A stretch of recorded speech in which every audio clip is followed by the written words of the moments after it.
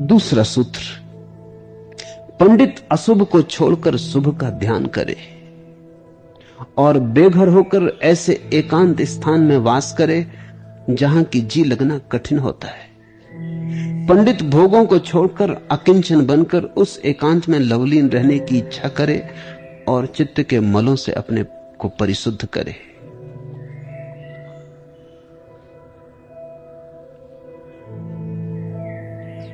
जिन्होंने बुद्धों की पुकार सुन ली वे ही पंडित थे। शास्त्र को जान लेने से कोई पंडित नहीं, परमात्मा की प्यास के जग जाने से कोई पंडित है। पंडित का अर्थ है अब तुम जहां सीमाओं में बंधे हो वहीं बंधे रहने को राजी नहीं। खोज शुरू हो गई। माना कि अभी अंधेरी रात ने तुम्हें घेरा है, लेकिन सुबह की तलाश शुरू हो गई। रात की अंधेरी कोख में सुबह का सूरज पलने लगा, सुबह की यात्रा शुरू हो गई। माना कि तुम अंधेरे में जीते हो, अशुभ में जीते हो, संसार में जीते हो, सब माना, लेकिन अब तुम वहीं समाप्त नहीं हो। उससे पार होने की आकांक्षा ने घर बनाया तुम्हारे हृदय में, अभीप्सा जगी।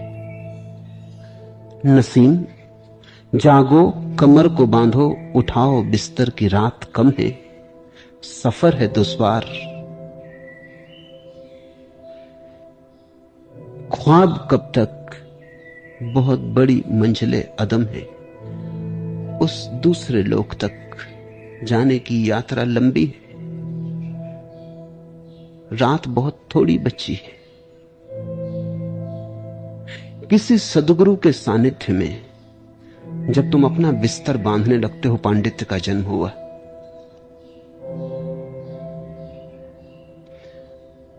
पंडित से अर्थ बहुत जानने वाले का नहीं है, पंडित से अर्थ जानने के आकांक्षी का है।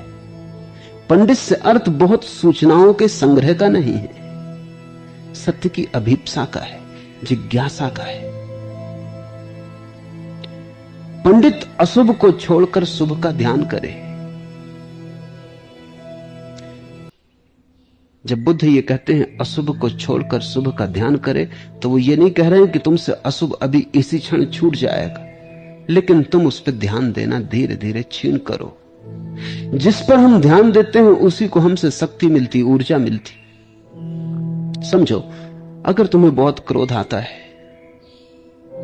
तो अक्सर ऐसा हो जाता है कि तुम क्रोध पर बहुत ध्यान देने लगते हो, चाहे मुक्त होने के लिए ही सही कि किसी तरह क्रोध से छुटकारा हो जाए। तो तुम अतिशय संवेदनशील हो जाते हो क्रोध के प्रति। तुम उसी का ध्यान रखते हो, कहीं फिर क्रोध ना हो जाए, कहीं फिर क्रोध ना हो जाए, कहीं फिर क्रोध ना हो जाए। और ये जो बार बार तुम क्रोध को देख रहे हो, तुम्हारी हर दृष्टि में क्रोध को ऊर्जा मिलती।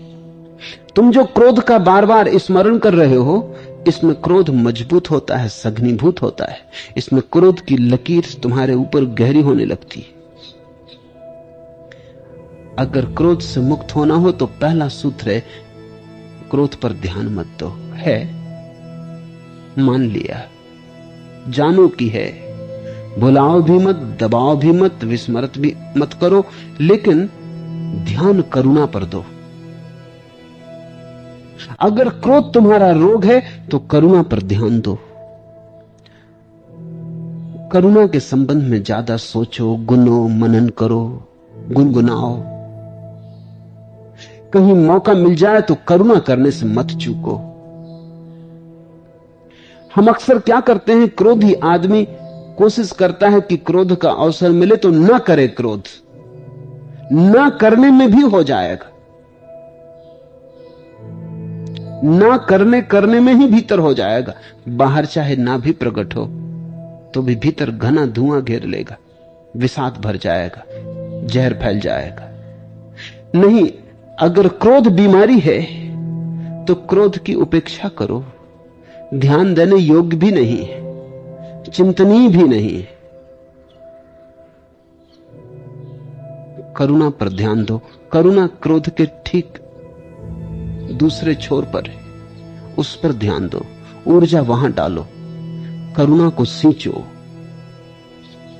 करुणा को प्रेम दो। और कहीं कोई अवसर मिल जाए, छोटा से छोटा अवसर भी मिल जाए तो चूको मत। एक मक्खी भी तुम्हारे ऊपर बैठ गई, उसे भी उड़ाना हो तो अत्यंत करुणा पूर्वक उड़ाओ, उस अवसर को भी मत चूको। क्योंकि जितनी जितनी ऊर्जा करुणा में परिणित हो जाए, उतनी उतनी ऊर्जा क्रोध को मिलनी बंद हो जाएगी। ऊर्जा वही है। क्रोध को देते हो तो क्रोध पलता है, करुणा को देते हो तो करुणा पलती। बुद्ध के जीवन सूत्रों में उपेक्षा बड़ी महत्वपूर्ण है। वो कहते हैं जिस चीज से मुक्त होना हो उस तरफ पीठ कर लो। दबाने की जरूरत नहीं, सिर्फ उपेक्षा भाव रखने की जरूरत है। अपने को वहां से शिथिल कर लो, है माना, लेकिन सारी ऊर्जा विपरीत छोर पर बहने लगे तो धीरे धीरे तुम पाओगे कि जो शक्ति क्रोध को मिलती थी वो बची ही नहीं। इसे तुम थोड़ा करके देखो। क्रोध से जूझो भी मत। अगर काम वासना से पीड़ित हो तो काम वासना से जूझो मत, अन्यथा बढ़ती चली जाती।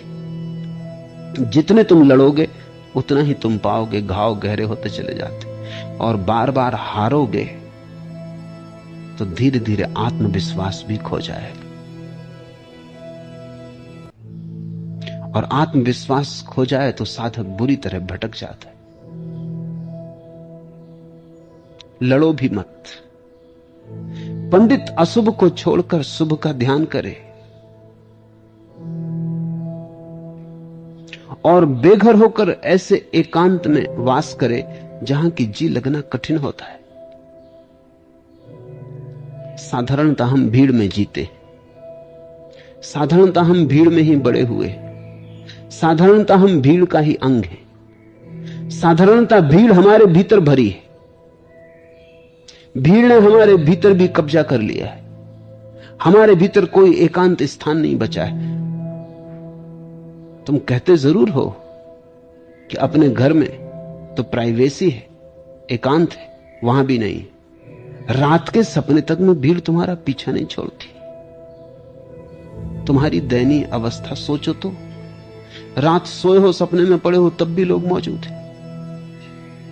अनचाहे मेहमान मौजूद हैं, न बुलाए मेहमान मौजूद हैं। और ध्यान रखना, उनका कोई कसूर नहीं है, वो आए भी नहीं। इजिप्त में एक सम्राट हुआ, वो थोड़ा झक्की था। उसने राज्य में आज्ञा पिटवा दी कि अगर मेरे सपने में कोई आया तो मरवा डालूंगा। अब बड़ी मुश्किल खड़ी हो गई, लोग डरने लगे। करोगे भी क्या? दूसरों का कोई मामला नहीं, कोई तुम्हारे सपने में थोड़ी आता है, तुम ही बुलाते हो, तुम्हारी ही धारणा है। कहते हैं उसने एक वजीर को सूली पे लटकवा दिया क्योंकि रात सपने में आ गया, नींद खराब की। ध्यान रखना, कोई तुम्हारे सपने में आ नहीं रहा है। तुम भीड़ हो, अभी तुम व्यक्ति नहीं। अभी तुम्हारे भीतर आत्मा पैदा नहीं हुई। अभी तो तुम जोड़ तोड़ हो। हजार तरह का कूड़ा करकट तुम्हारे भीतर भरा है। अभी तो तुम एक तरह के कबाड़ खाने हो। किसी की टांग, किसी का हाथ, किसी की नाक, किसी का कान, सब तुम्हारे भीतर इकट्ठे। तुम तो एक ढेर हो। तुम्हारे भीतर अभी तुम नहीं हो और सब कुछ है। भीतर जाओगे तो सब मिलेगा, बाजार मिलेगा, दुकान मिलेगी, शास्त्र मिलेंगे, मंदिर मस्जिद मिलेगी, तुम भर ना मिलोगे। भीतर खोजोगे तो अपने भर को न पाओगे और सारा संसार पालोगे। कैसा मजा है। तो साधक को शुरुआत में अपने को भीड़ से बाहर करने की जरूरत है। और ये भीड़ से बाहर करना बाहर की ही बात नहीं है। तुम जंगल भी भाग सकते हो, इससे बहुत कुछ ना होगा। जंगल में भी बैठ जाओगे तो सोचोगे तो बाजार की, थोड़ा ज्यादा ही सोचोगे। अक्सर ऐसा होता है कि लोग जब ध्यान करने बैठते हैं तब संसार की ज्यादा सोचते हैं। ऐसे भी नहीं सोचते साधारणता उतना। मंदिर जाते हैं तब दुकान का ज्यादा विचार करते। फुर्सत मिल जाती और कुछ काम भी नहीं रहता वहां। मेरे पास लोग आते हैं, वो कहते हैं कि बड़ी आश्चर्य की बात, इतने विचार तो हमें साधारणता नहीं होते, लेकिन जब ध्यान करने बैठते तब बड़ा आक्रमण होता है।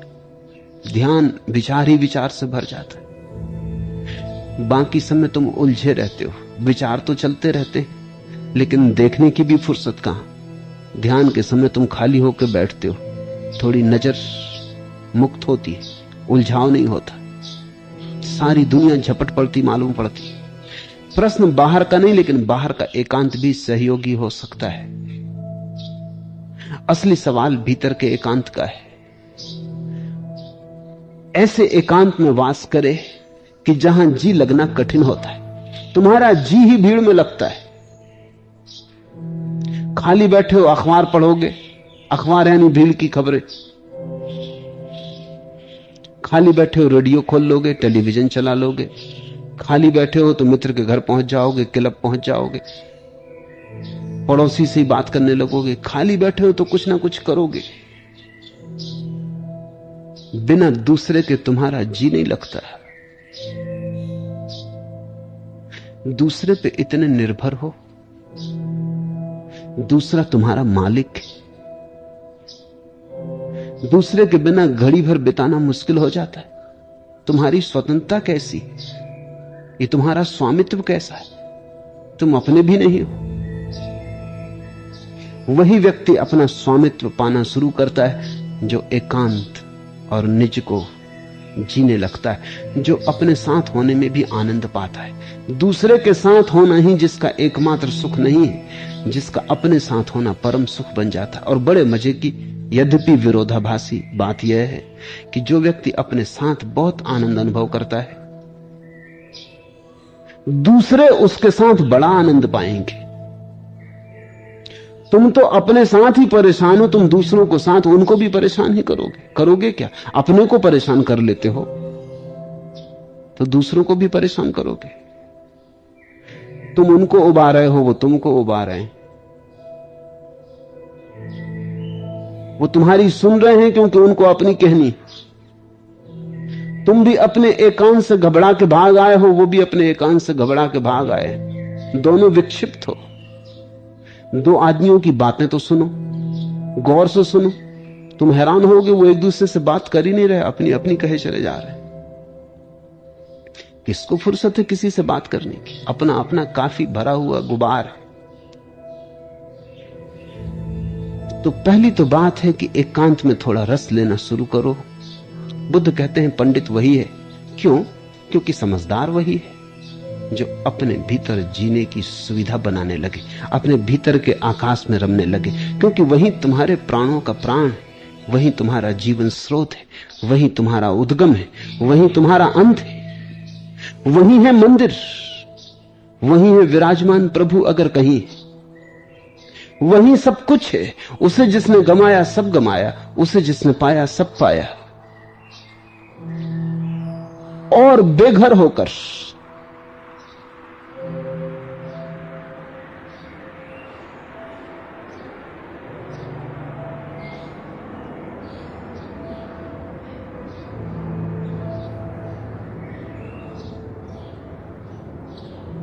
जैसे भीड़ से हम बंधे, भीड़ काम भी नहीं आती,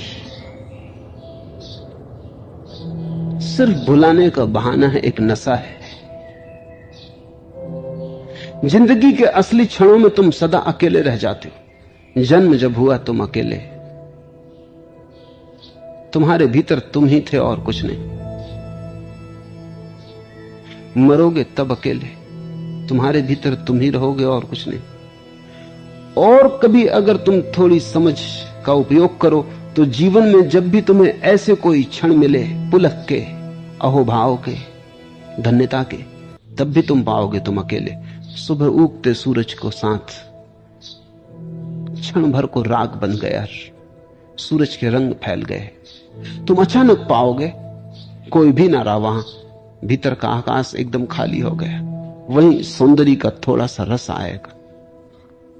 संगीत सुनते समय जब तुम्हारे भीतर कोई भी ना रह जाएगा, विराट एकांत होगा, उसी क्षण संगीत तुम्हारी भीतर की वीणा को छू देगा।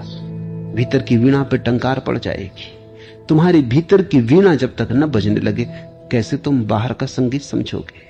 और जब तक तुम्हें भीतर के सौंदर्य का बोध न हो, बाहर के सब सौंदर्य किसी काम के नहीं। तो जीवन में जब भी कुछ महत्वपूर्ण घटता है, तब तुम अचानक पाओगे तुम अकेले हो गए।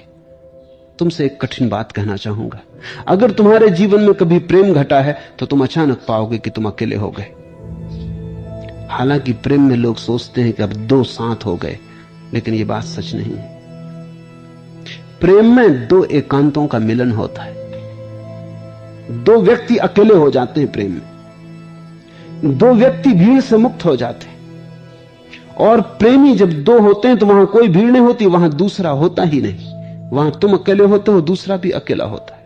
वहां अकेलापन पूरा होता है। दो शून्य मिलकर एक ही शून्य बनता है, दो शून्य नहीं बनते। दो शून्यताएं मिलकर एक शून्यता बनती, दो शून्यताएं नहीं बनती। और अगर ऐसा न हुआ हो कि प्रेम के क्षण में भी तुम रहे, भीड़ से भरे रहे, तो समझना कि वो काम का क्षण है, प्रेम का क्षण नहीं। यही काम और प्रेम का भेद है। काम में दूसरे की तलाश है, प्रेम में अपने होने का अनुभव है। दूसरा ज्यादा से ज्यादा दर्पण बन जाता है जिसमें हम अपनी ही तस्वीर देख लेते।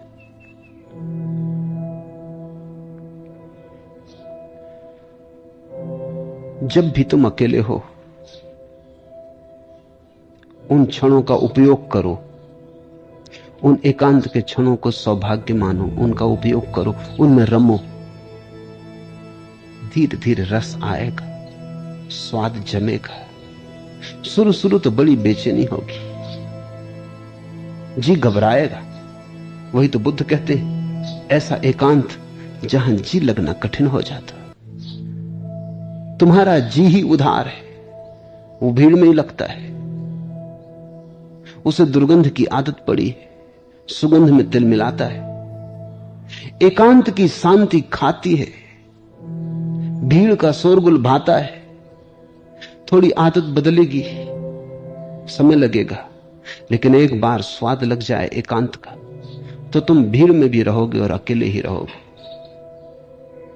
तुम बाजार में भी खड़े रहोगे, लेकिन एकांत। तुम अपने भीतर के हिमालय को कभी खोओगे ही नहीं। तुम्हारा भीतर का हिमालय तुम्हारे साथ चलेगा। बड़े शिखर हैं तुम्हारे भीतर, बड़ी ऊंचाइयां, बड़ी गहराइयां हैं, लेकिन तुम भीतर के जगत से अपरिचित ही रहे चले जाते हो। एक दिल का दर्द है कि रहा जिंदगी के साथ। एक दिल का चैन था कि सदा ढूंढते रहे। ऐसे ही चल रही तुम्हारी जिंदगी। और चैन अभी मिल सकता है, क्योंकि जिसे तुम बाहर खोज रहे हो वो भीतर मौजूद है।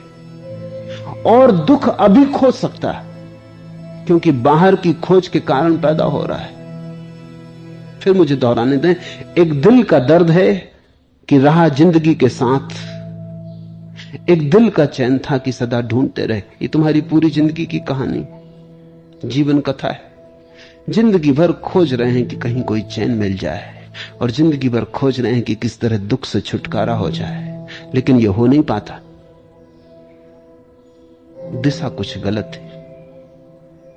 रेत से जैसे कोई तेल को निचोड़ने की कोशिश कर रहा है।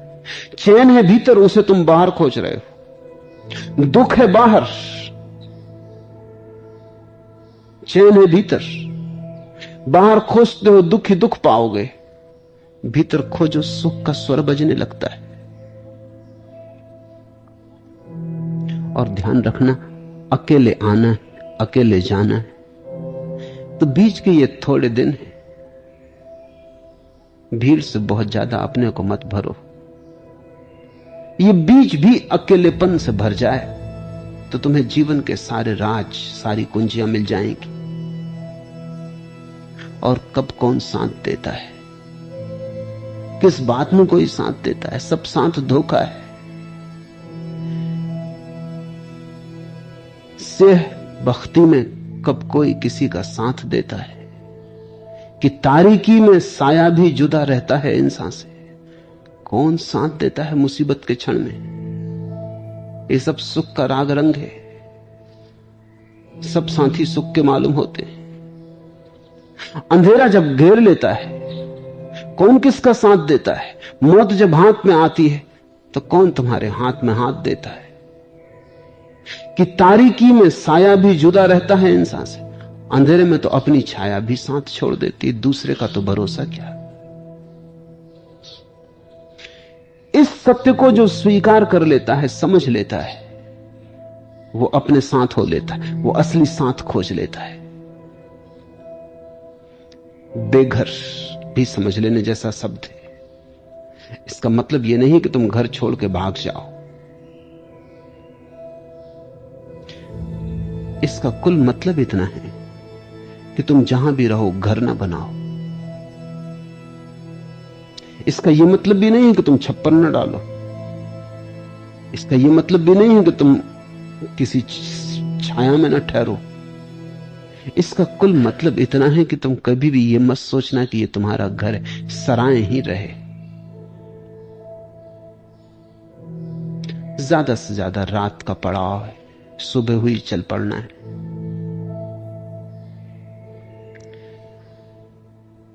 ऐसा बेघरपन हो, इसका नाम ही सन्यास है।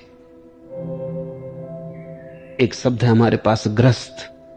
ग्रस्त का अर्थ होता है जिसने घर बनाया। घर में रहता ऐसा अर्थ मैं नहीं करता, ऐसा तुमने किया तो गलती हो जाती। घर में तो सभी रहते हैं। घर नहीं बनाता वह सन्यासी है। घर में तो रहेगा लेकिन मानता नहीं कि कहीं कोई घर है। जैसे हमेशा सामान बंधा तैयार है और जब क्षण आ जाए विदा होने को तैयार है।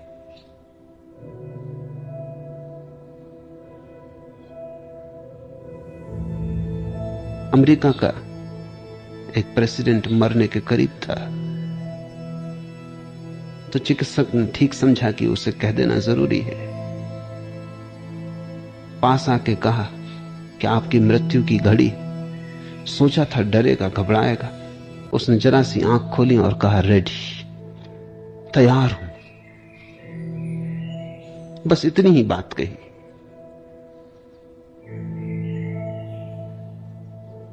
ग्रस्त पकड़ने को तैयार है, संन्यास्त छोड़ने को तैयार है।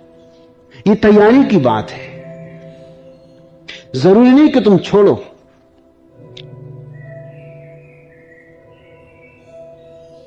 छोड़ने का भाव छिन जाए तो तुम रोओगे नहीं, चीखोगे, तड़फोगे नहीं। तुम ये ना कहोगे घर मिट गया, तो तुम बेघर हो। पंडित भोगों को छोड़कर अकिंचन बनकर एकांत में लवलीन रहने की इच्छा करे और चित्त के मलों से अपने को परिशुद्ध करे। एकांत में रहने की इच्छा, अभिलाषा पोसे, इस पौधे को सींचे अकिंचन बनकर। क्योंकि अकेले तुम तभी हो सकते हो जब तुम अकिंचन बनने को तैयार हो। इस सूत्र को ख्याल में रखना। अगर तुम बड़े होना चाहते हो तो भीड़ की जरूरत पड़ेगी, अन्यथा कौन तुम्हें बड़ा कहेगा। अगर तुम्हें सम्राट होना है तो साम्राज्य चाहिए पड़ेगा। अगर तुम्हें नेता होना है तो अनुयायी चाहिए पड़ेंगे। अगर तुम्हें कुछ होना है तो भीड़ की जरूरत पड़ेगी, और जिसकी जरूरत पड़ती उस पर तुम निर्भर रहोगे, उसके तुम गुलाम रहोगे। इसलिए जिनको तुम नेता कहते हो वह अनुयायियों के गुलाम होते, और जिनको तुम सम्राट कहते हो उनसे बड़े गुलाम तुम कहीं ना खोज पाओगे। नादिर शाह हिंदुस्तान आया, उसने दिल्ली पे कब्जा कर लिया। उसने हाथी कभी देखा ना था, पहली दफा देखा। बैठने की इच्छा हुई तो उसे हाथी पे बिठाया गया। जब वो हाथी पे बैठा तो उसने आगे झांक के देखा, महावत अंकुश लिए बैठा है। तो उसने कहा, तू यहां क्या कर रहा है? तो अंकुश ने कहा, महानुभाव, ये हाथी है, इसको चलाने के लिए फीलवान की जरूरत होती है। उसने कहा, लगाम मुझे दे और तू नीचे उतर। वो तो घोड़े का आदी था, उसने कभी हाथी देखा नहीं था। तू नीचे उतर, लगाम मुझे दे। वो हंसने लगा महावत। उसने कहा इसकी कोई लगाम नहीं होती और हम फीलवान ही इसे चला सकते। तो कहते हैं नादिर साहब छलांग लगा के नीचे कूद गया। उसने कहा जिसकी लगाम मेरे हाथ में ना हो उस पर बैठना खतरे से खाली नहीं। मैं ऐसी चीज का मालिक होने नहीं चाहता जिसकी लगाम मेरे हाथ में ना हो। लेकिन जरा और गौर से देखना, लगाम भी होने से कोई फर्क नहीं पड़ता। थोड़ा बहुत नियंत्रण में आ जाती है बात, लेकिन लगाम होने से भी बहुत फर्क नहीं पड़ता। क्योंकि जिसकी लगाम तुम्हारे हाथ में होती, तुम्हारी लगाम भी उसके हाथ में होती। एक मुसलमान फकीर बायजीद एक रास्ते से गुजरता था अपने शिष्यों को लेके, और एक आदमी एक गाय को घसीटे लिए जा रहा था। गाय जाना नहीं चाहती थी, वो आदमी घसीट रहा था। बायजीद ने अपने शिष्यों को कहा रुको, घेर लो इस आदमी को, एक पाठ सीखने जैसा है। और बायजीद ने अपने शिष्यों से पूछा मुझे बताओ ये आदमी गाय को बांधे हुए है कि गाय ने आदमी को बांधा है? उन शिष्यों ने कहा साफ है कि आदमी गाय को बांधे हुए, आदमी मालिक है, गाय गुलाम है। तो बायजीद ने कहा एक सवाल और, अगर ये लगाम हम बीच से काट दें तो गाय आदमी के पीछे जाएगी कि आदमी गाय के पीछे जाएगा? तो आदमी गाय के पीछे जाएगा। तो फिर मालिक कौन है? तुम जिसके पीछे जाते हो वही तुम्हारा मालिक है। जिसकी लगाम तुम्हारे हाथ में है उसके हाथ में तुम्हारी भी लगाम हो गई। जब तुमने किसी चीज का परिग्रह किया तुम उस चीज के गुलाम हो गए, और जब तुमने कहा ये मेरा घर है तुम इस घर के हो गए। और ध्यान रखना जब तुम घर छूटेगा तुमसे घर न रोएगा तुम्हारे लिए, तुम रोओगे घर के लिए। और जब लगाम टूटेगी तो पता चलेगा तुम गुलाम थे। एकांत और अकिंचन। अकिंचन होने को जो राजी, अकिंचन का अर्थ है नोबडी, ना कुछ, जैसे मैं कुछ हूं ही नहीं, ऐसा होने को जो राजी है वही केवल भीड़ से मुक्त हो सकता है।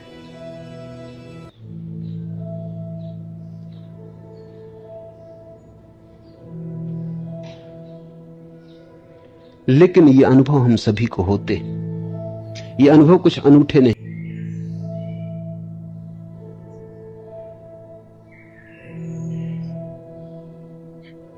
नमस्कार, स्वागत है आपका किसी और नए वीडियो के, किसी और नए डीपर डाइव सेक्शन में। आपने थर्सडे वाली वीडियो देखी होगी, मुझे उम्मीद है वो आपको पसंद आई होगी।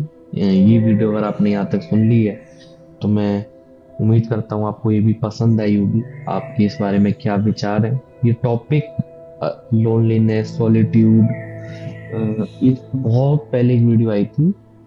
आई गेस उसके कंटिन्यूशन में मान सकते हैं इस वीडियो को, क्योंकि इसमें जो पॉइंट्स हमने टच करे हैं वो काफी अलग और नए हैं।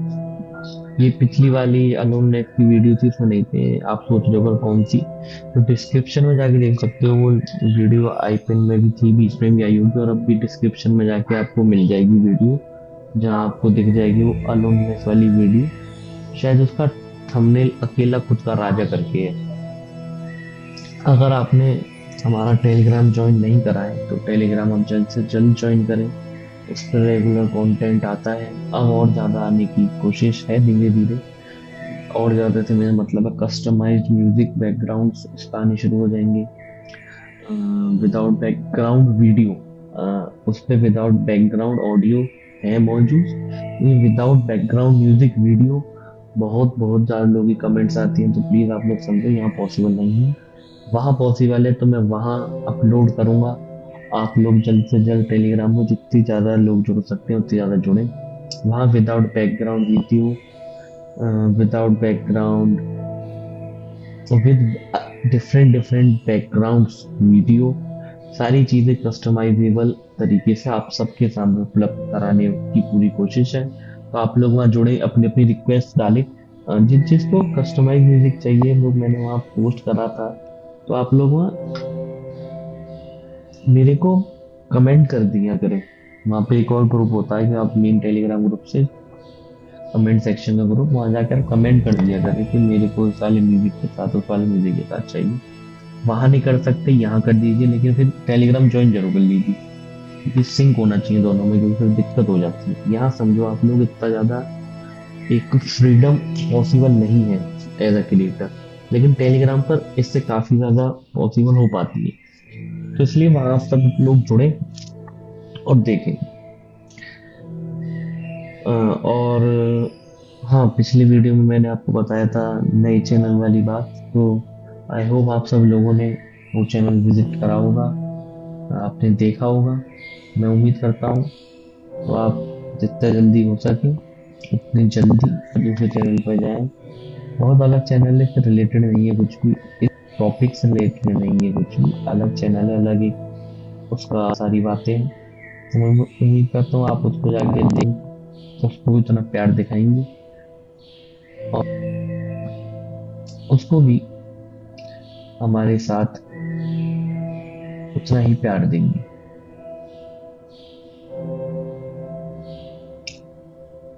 तो चलिए शुरू करते हैं हम इस वाले डीपर डाइव सेक्शन को। इसमें वही हमारे 4 बेसिकली पार्ट रहेंगे, जिसमें पहला हमारा रहेगा other philosophy teachers teaching with my POV. दूसरा हम मॉडर्न साइंस स्टडीज रिसर्चेस, जो इसके आसपास हम टॉपिक्स पर हुए हैं वो आपके साथ शेयर करेंगे। तीसरी हम एंड में फाइनल मैसेज के साथ इस वीडियो का एंड करेंगे। तो चलिए बिना कुछ समय गवाए, बिना किसी देरी के शुरू करते हैं। अब हम बात करते हैं सबसे पहले अदर फिलोसोफर्स टीचिंग की, जिसमें मैं सबसे पहले बात करना चाहूंगा फ्रेडरिक नीत्शे के बारे में। अब फ्रेडरिक नीत्शे के बारे में अगर आप देखोगे तो ओशो ने भी अलग अलग जगह चर्चा करी है, नाम आया है, लेकिन खाली बात सुनने जाओगे तो कहीं पे आपको फ्रेडरिक नीत्शे का वो मिलेगा विरोधाभास टाइप, और कहीं सुनने जाओगे तो फेवर भी मिल सकता है। तो वो सारी चीजें कॉन्टेक्स्ट बेस्ड होती है। जैसे कि सबसे बड़ा एग्जांपल है कार्ल मार्क्स की, अगर आप एग्जांपल समझोगे तो कार्ल मार्क्स के बारे में पिछली वीडियो में जो ओशो ने बात करी थी, वो बहुत लोग उसको विरोधाभास में ले जा सकते हैं, समझ सकते हैं। और आज की वीडियो में जो बात ओशो ने कार्ल मार्क्स के बारे में जिक्र करा है, मुझे ये नहीं पता शायद वो इसमें आए नहीं आया है, हो सकता है इसके पिछले पार्ट में हो, और अगर आई होप शायद इसमें है वो, तो जिसमें जिक्र करा है तो कार्ल मार्क्स की फेवरिज्म की तरफ, फेवरिज्म से मतलब कार्ल मार्क्स की जो चीज जो उन्होंने करा था उसकी यहाँ पे फेवरिज्म की तरफ जाके उन्होंने चर्चा करी है, कि उनके काम की तरफ जाके। तो ये सारी चीजें कॉन्टेक्स्ट पे डिपेंडेंट होती है। बहुत सारे लोग कमेंट्स में, ये मैंने इसलिए बोला क्योंकि बहुत सारे लोग कमेंट्स में आकर बोलते करे इस फिलोसोफर की बात को क्या कंपेयर करना ओशो की बात से। ये कुछ कंपैरिजन नहीं है, ये बस एक वाइड पर्सपेक्टिव देने की कोशिश है कि कैसे हम एक एक बात को अलग अलग लोगों से सुनकर देखकर किस तरीके से और ज्यादा बेहतर तरीके से समझ सकते हैं, या कितने और तरीकों से हम उसको देख सकते हैं। तो बात करते हैं इनकी टीचिंग के बारे में, फ्रेडरिक नीत्शे की। इनकी कोर टीचिंग थी कि इंसान नॉर्मली हर्ड मेंटेलिटी में जीता है, शीप वाली हर्ड, यानी सोसाइटी, रिलीजन, लोग क्या कहेंगे, इन सब के हिसाब से। लेकिन रियल ग्रोथ तब होती है जब तुम अपनी वैल्यूज खुद क्रिएट करते हो। उन्होंने कॉन्सेप्ट दिया अर्बन मेंश, यानी सुपरमैन, मतलब वो इंसान जो अपनी सोच खुद बनाता है, फियर और सोसाइटी के रूल से ऊपर उठता है, अपनी लाइफ का क्रिएटर बन जाता है।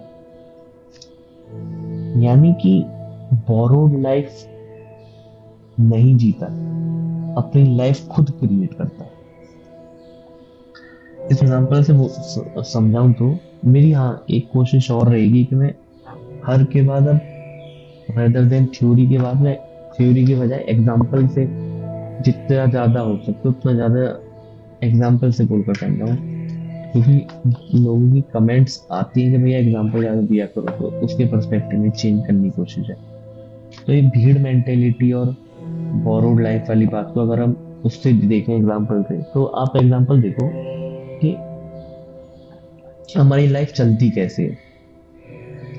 हम बड़े हुए, और स्पेसिफिकली मैं इंडिया की बात ज्यादा करूंगा क्योंकि इंडिया में ये सारी चीजें बहुत ज्यादा कॉमन है।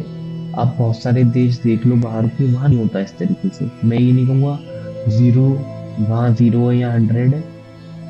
यहाँ अगर 90 है तो वहाँ शायद 50-60 होगा। ये खाली मेरी बोलने की बात नहीं है, आप इसमें टेक्निकलिटी जो जो पॉइंट्स मैं बोलूंगा उसको आप जाके पॉइंट बाय पॉइंट अगर कंपेयर भी करोगे तब की बात है। तो बहरहाल मैं एग्जांपल ये दे रहा था कि यहाँ देखो हमारी लाइफ चलती कैसे है। बच्चा बड़ा हुआ, सॉरी बच्चा पैदा हुआ, उसके बाद अब तो और 3 से मैक्सिमम 3.5 साल का शायद बच्चा होता है, उसको तुरंत स्कूल में डाल देते हैं पेरेंट्स। पहले जब हम लोग छोटे थे तो 6, 7, 5, 6 साल, मतलब एक ही नॉर्मल एज थी 6 के बाद वाली। बाहर के देशों में भी अगर आप देखोगे तो 6 के बाद ही होता है वैसे अब भी। लेकिन यहाँ के लोग जल्दी जल्दी के चक्कर में 3, 3.5 पे बहुत आसानी से आ चुके हैं। बहुत लोग 2, 2.5 पे भी करवा देते हैं। आपके आसपास बहुत से ऐसे एग्जाम्पल्स मिल जाएंगे आपको। अब इसमें बहुत लोगों का आर्गुमेंट है भाई इसमें गलत क्या है भैया। भैया एजुकेशन ही तो है, अब जितनी बच्चे के लिए अच्छी है। आप एजुकेशन नहीं है, वो रियल एजुकेशन नहीं है। वहां जाकर ABCD याद करवा रहे हैं, 1 2 3 याद करवा रहे हैं, क्या क्या क्या याद करवा दिया। इसमें एजुकेशन कहाँ है? ये तो याद करवाना हो गया। एजुकेशन होती है रियल लाइफ में चीजों को समझना, उसकी इम्पोर्टेंस समझना, उनकी बातें समझना, कैसे जिंदगी होती है। वो बचपन से, ये नहीं है कि बच्चे को कुछ समझ में नहीं आएगा। बच्चा वही चीजें सीखता है जो आपके आसपास होती है। जब तो पहले के कल्चर में दादी और नानी का कॉन्सेप्ट बहुत ज्यादा एक ऊपर पर था, क्योंकि दादी नानी एक, वो बात अलग है कि आप देखो कि खाली एज से सब चीजें नहीं होती, लेकिन कुछ तो होता है। तो कुछ जो होता है वो तो एक थोड़ा तो कुछ असर डालती थी वो सारी बातें। आपको अगर नहीं पता हो तो ओशो बनने के पीछे उनकी नानी का बहुत बड़ा हाथ है। आप अगर ओशो के बारे में पढ़ोगे तो आप देखोगे उनकी नानी ने उनको किस लेवल पर सपोर्ट किया उतनी यंग एज में। क्यों? क्योंकि उस टाइम पर, अब ये नहीं है कि हर किसी ने सपोर्ट करा, लेकिन मैं कह रहा हूँ कि करा। क्यों? क्योंकि वो कॉन्सेप्ट मौजूद था। अगर कोई चीज मौजूद होगी तो उसका होना या ना होना होगा ना। अब हमने वो कॉन्सेप्ट ही हटा दिया है। अब वो कॉन्सेप्ट ही हट गया तो उसका होना ना होना तो आई गेस टॉक्स में ही नहीं होगा। छोटे बच्चे को स्कूल में डाल दिया 3, 3.5 साल में, चलो जब भी 3 लेकर चल रहा हूँ एक बहुत रियलिस्टिक एग्जांपल की तरीके से। आप 3 साल का अगर स्कूल में डालोगे तो अब प्ले स्कूल का कॉन्सेप्ट भी हट गया है। जबकि मतलब प्ले स्कूल का कॉन्सेप्ट है, लेकिन शायद जितना मैं समझता हूँ, जितना मैंने देखा है पढ़ा है, कि वो उससे भी यंग एज में आ गया है। इस प्रॉपर 3 साल में शुरू करवा देते हैं, क्योंकि अगर 3 साल से आप देखोगे तो 3 और 10th तक के 10 साल, सॉरी 1 से 10 तक के 10 साल, तो 3 13, 1 2 क्लास उसमें आप प्ले स्कूल की लगा दो, प्ले स्कूल वाली हट जाएगी।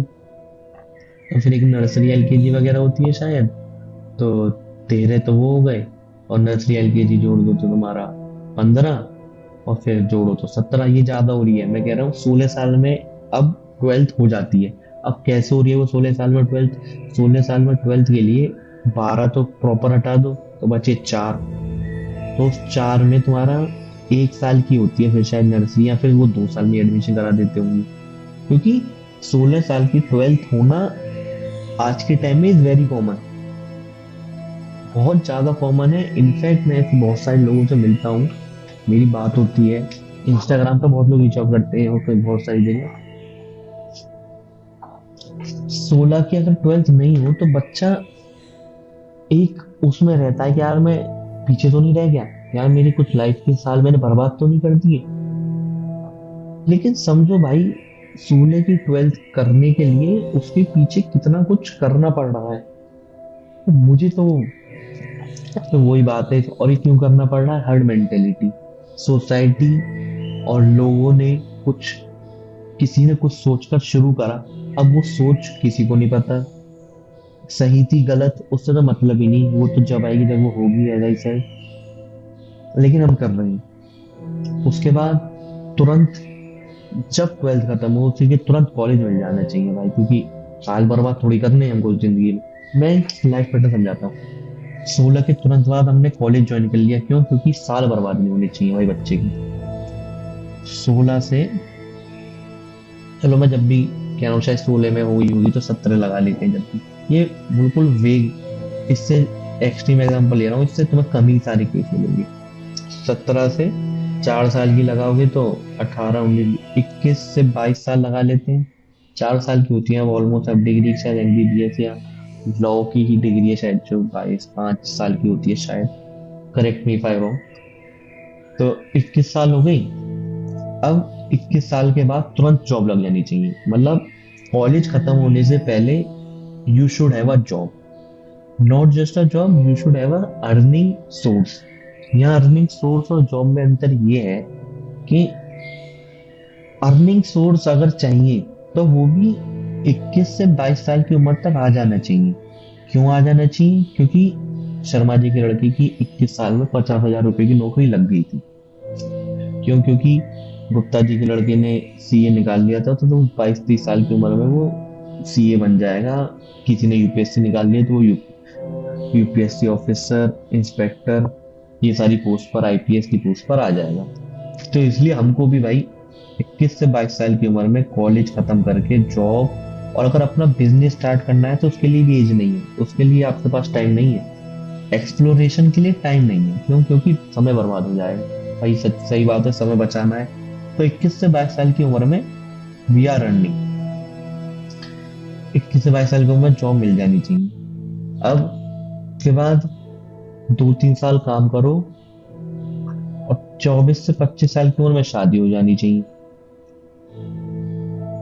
शादी के बाद जैसी शादी होगी फिर बच्चे हो जाने चाहिए 1-2 साल के अंदर ही। 26 से 27 के बीच में बच्चा हो जाना चाहिए। और एक बच्चा होने के बाद लाइफ आपसे ज्यादा आपकी जिंदगी में आपके बच्चे की हो जाएगी। अब इसमें मेरा ये नहीं है कि बच्चे मत करो, शादी मत करो, ये अलग टॉपिक है, इसमें जाने भी नहीं जाते, और ना ही हमारी इस वीडियो का कुछ कॉन्सेप्ट था। जो वीडियो का कॉन्सेप्ट था उसी पे बात करते हैं।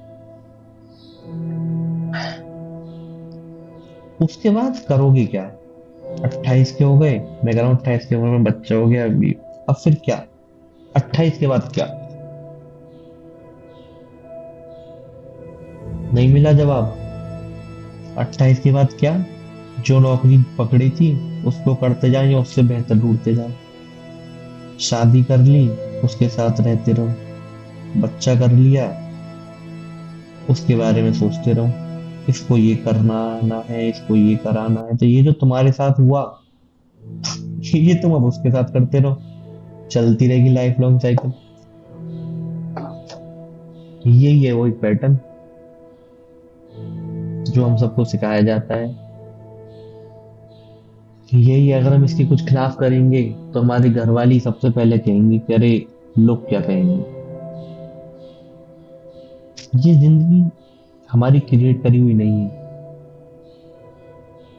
ये जिंदगी हमें उधार में मिली है। उधार में नहीं, सॉरी, बोरो करी है हमने, मांगी है। मांगी भी नहीं है, थोप दी गई है। इस जिंदगी में कहाँ कॉन्सेप्ट आया सेल्फ क्रिएशन का? इस जिंदगी में कहाँ टाइम आया खुद के लिए सोचने का? जो ओशो ने बात करी, अकेले रहो, अकेलेपन को अनुभव करो। वो जो एक रियल अपने आप को जानना है उसको जानो, इतना जानो कि तुम्हें भीड़ में रहने की जरूरत ना लगे। अगर हम ये इस तरीके से जिंदगी जी रहे हैं तो पता नहीं वो कहाँ आ रहा है समय, पता नहीं वो कब आ रहा है समय। सबसे बड़ी बात है, पता नहीं क्यों नहीं आ रहा है वो समय। हमको सोचना होगा। पिछली वीडियो अगर आपने सुनी हो तो मैं समझता हूँ बहुत एक one of the best videos थी भाई। उसको सुनो जाके, जहाँ वो कट हुई है ना वीडियो, जहाँ वो मैंने खत्म करी है। मैं मतलब ये नहीं कि वो मैंने खत्म करी इन दी सेंस, वो डिस्कोर्स वहीं तक था वो वाला। तो मैंने उसमें ऐसा कोई कट नहीं है। मैं कह रहा हूँ उसको एक बार यार जाकर सुनो प्लीज, और उसकी वो एंडिंग जरूर सुनना, कि 100 लोग में से वो एक लोग तुमको बनना होगा। तुमको रिस्पॉन्सिबिलिटी अपनी उठानी होगी। इन वीडियो को सुनने वाले हजारों लाखों में लोग हैं।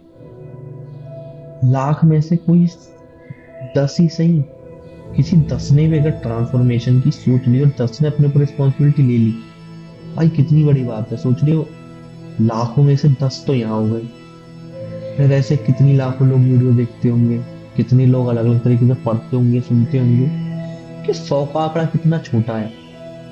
लेकिन अगर ये 100 का आंकड़ा अचीव हुआ, तो उससे कितनी ज्यादा एक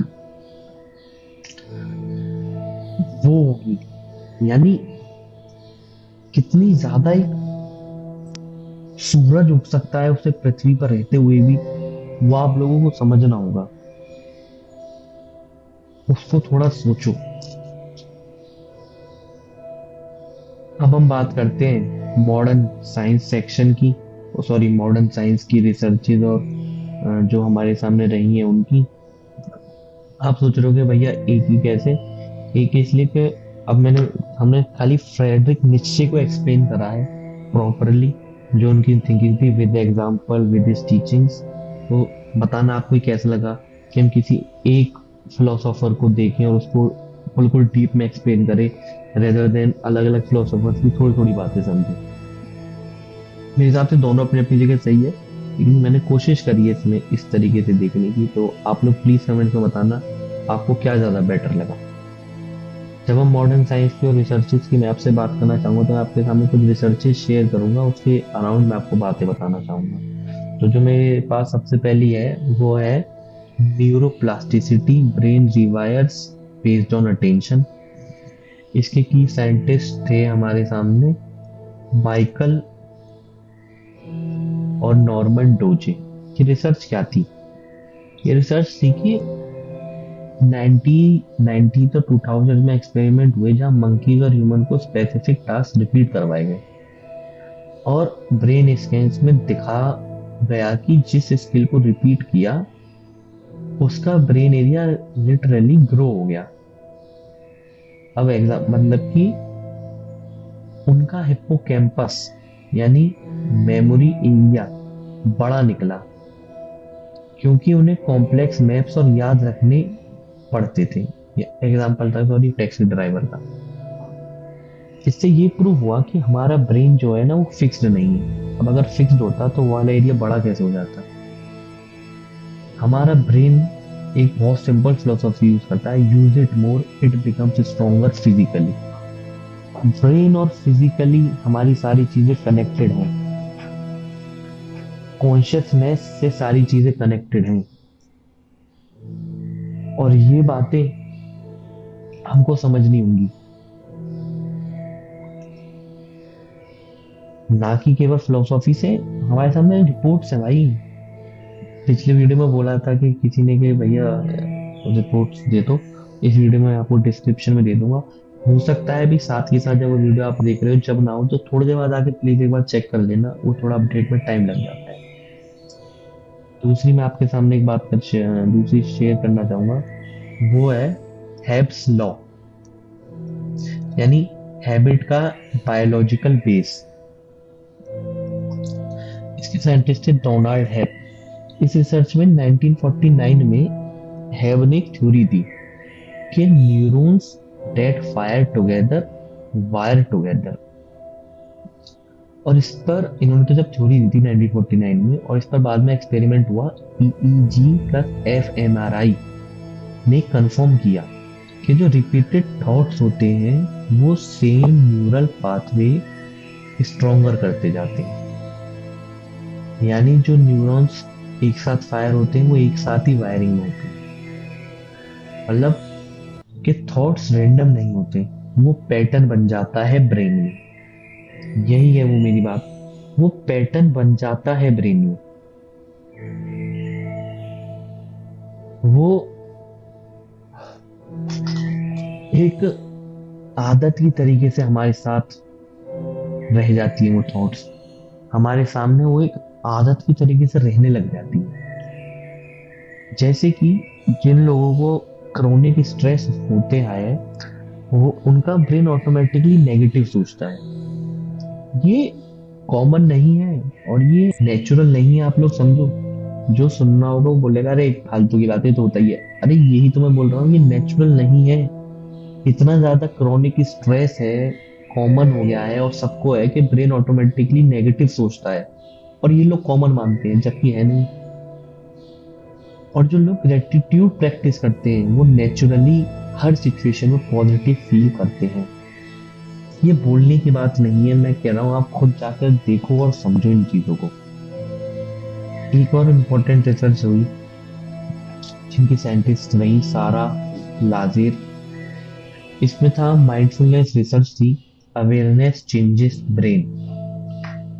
ये रिसर्च थी कि 8 वीक की माइंडफुलनेस मेडिटेशन प्रोग्राम और पार्टिसिपेंट्स के ब्रेन का स्कैन हुआ बिफोर और आफ्टर। अभी मैं आपको शायद पहले भी शेयर कर चुका हूँ सारा लाजेर की माइंडफुलनेस रिसर्च। इसमें ये था कि प्रीफ्रंटल कॉर्टेक्स जो फोकस और डिसीजन वाला होता है वो स्ट्रांग हो जाता है, और जो हमारा फियर सेंटर होता है यानी अमाइगडाला वो श्रिंक हो जाता है। ये पहले भी मैं आपके साथ शेयर कर चुका हूँ। अब हम बात करते हैं हमारे लास्ट सेक्शन की, फाइनल मैसेज। एक आपने अजीब सा पैटर्न नोटिस किया है, कुछ लोग जिंदगी भर बिजी रहते हैं, लोगों के बीच, नॉइस के बीच, डिस्ट्रैक्शंस के बीच, और फिर भी अंदर से बिल्कुल खाली होते हैं। और कुछ लोग अकेले होते हैं लेकिन अंदर से इतने भरे होते हुए हैं कि जैसे उनके अंदर ही पूरी दुनिया बसी हो। ऐसा क्यों?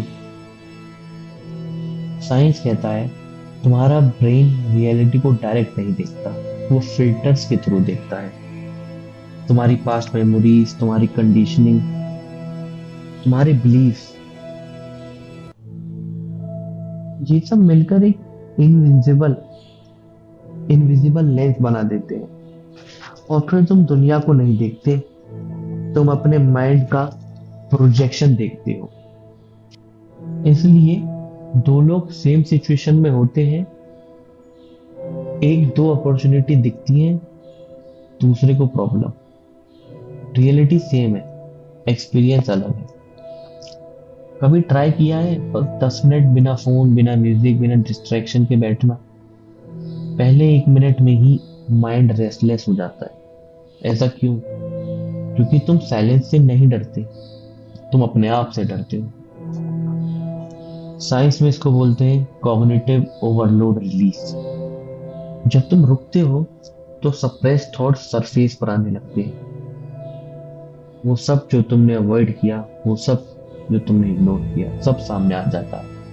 इसलिए लोग बिजी रहना पसंद करते हैं, क्योंकि बिजी रहना एक एस्केप है। इसको समझो। और इंस्टाग्राम से इस तरीके की रील्स, सैड रील वाली देखकर हम उसको और ज्यादा नॉर्मलाइज करते जा रहे हैं। लेकिन हम बस कुछ नॉर्मलाइज और कुछ वो नहीं कर रहे, हम बस एक एस्केप को फाइंड कर रहे हैं। तुम्हें अपने थॉट्स को कंट्रोल करने की जरूरत नहीं है और ना ही उन्हें रोकने की। बस एक काम करना है, उन्हें अपना मत समझो। साइंस कहता है हर दिन तुम्हारे माइंड में 60,000 से प्लस थॉट्स आते हैं, और तुम उन थॉट्स में से किन थॉट्स को कॉन्शियसली चूज भी नहीं करते। तुम अपनी आइडेंटिटी को क्यों करते हो? जब तुम कहना बंद कर देते हो ये मेरा थॉट है और बस देखते हो, तब एक डिस्टेंस क्रिएट हो जाता है, और वही डिस्टेंस है फ्रीडम। वही स्टोइक फिलोसॉफी है कि इमोशंस को तुमको गाइड मत करने दो, और तुमको जब ही गाइड करेंगे जब तुम उनको समझोगे, यानी तुम उनको समझने की कोशिश करोगे।